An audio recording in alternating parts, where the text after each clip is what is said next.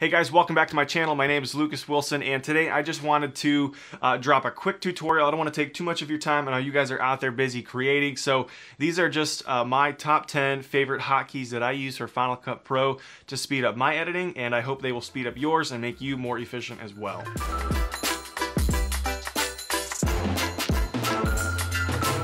So jumping right into this, the first one I use all the time is the key Command B. You can access it from here, but I just quickly hit the letter key B on my keyboard, and it allows me to have this scissor tool. I can cut up things, and then I can switch back to A, and it'll go back to my mouse, and I can drag around what I've cut up. So key Command B allows you to have a blade tool or a scissor tool and make cuts, and you can go from there.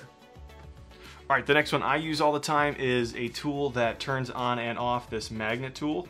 Now this is to magnetize the timeline. So right now it's on, so you can see my mouse, the line by the mouse will connect to the cuts, the lines, and if I even take this, let me go to the end of my timeline. If I just grab this, it'll automatically suck right to the end, and makes it super helpful. So say if I put this up here, I can just connect it right there. That's what the magnetizing feature here does. Now, we can come here and turn it off and on, but I like to hit the letter N. This turns it off and on, so now I can put it real close, but it won't connect it to these two clips.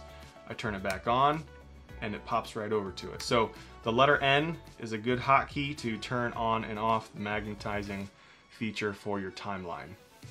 All right, now the next one I use all the time is the R key. So if you just hit R, it'll turn on this range finder tool. It's what it's called. You'll find it over here in your menu. You can see it here, range selection, and it's R.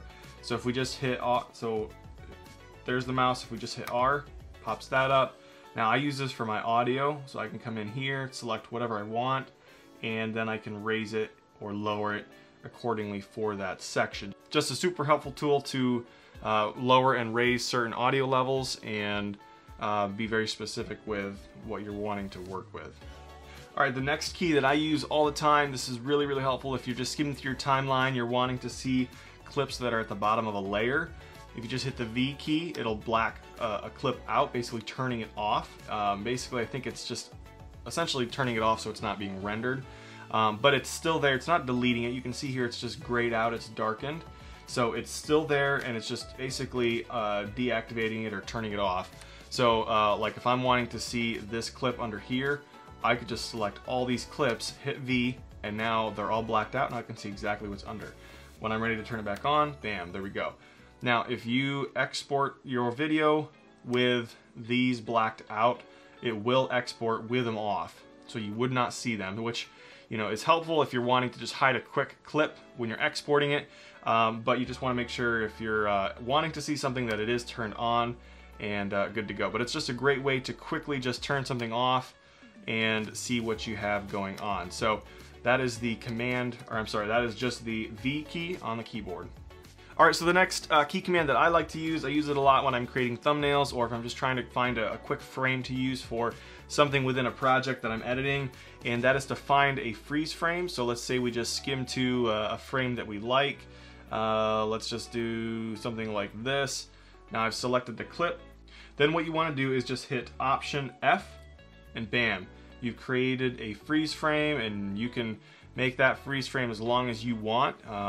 It is just a single frame that it's saved, and you are good to go. Just a quick feature that is great to use if you're trying to find a frame for something. Again, that's Option F. All right, so the next thing that I want to talk about quickly is something that I use all the time to zoom in and out of my timeline.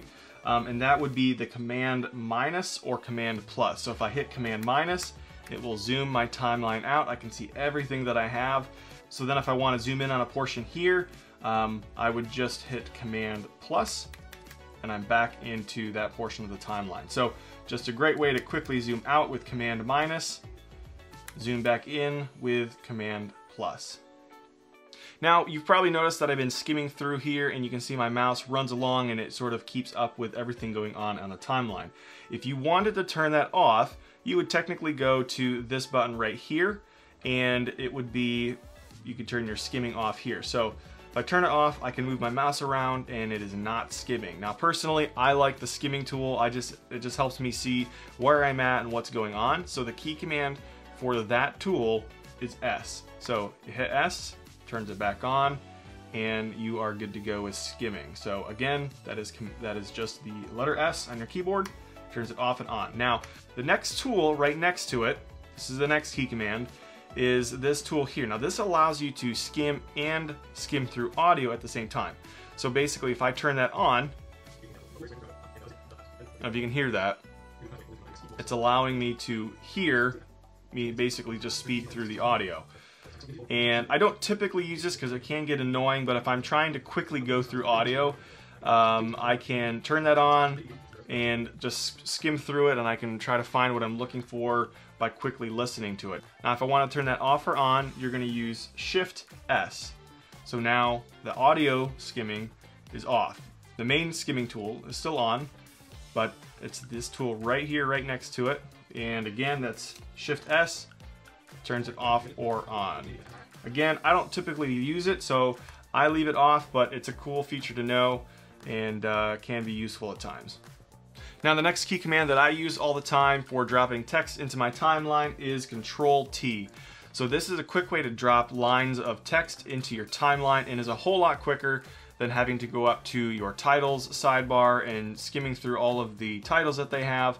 It's a whole lot easier, I find, to just do Command T, drop my text in, and create it from there. I don't personally use a lot of the effect titles.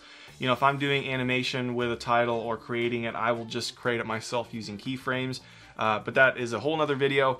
Let me know in the comments if you would like to see how I like to animate my text and do some special effects without using pre-created generators. So again, let me know in the comments if you'd like to see some videos on that.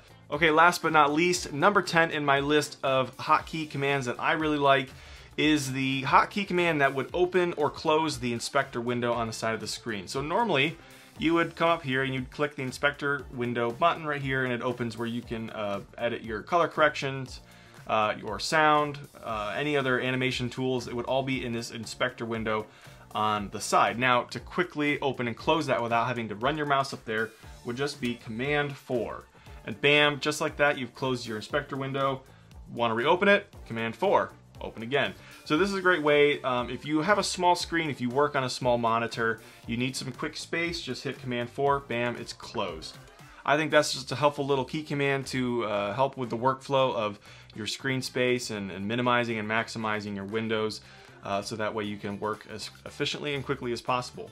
Alright guys, that is it for today. Thank you for watching today's tutorial. If you found some value in it, I'd appreciate a subscribe, like, leave a comment, let me know what kind of hotkeys you guys like to use. What kind of hotkeys keep you efficient and help your workflow. My goal is to create a community that can share information and just help each other out and be the best creators that we can be. Alright guys, thanks again for watching, and as I said, please subscribe to my channel if you found some value in this. I really appreciate it, and I look forward to seeing you in the next video.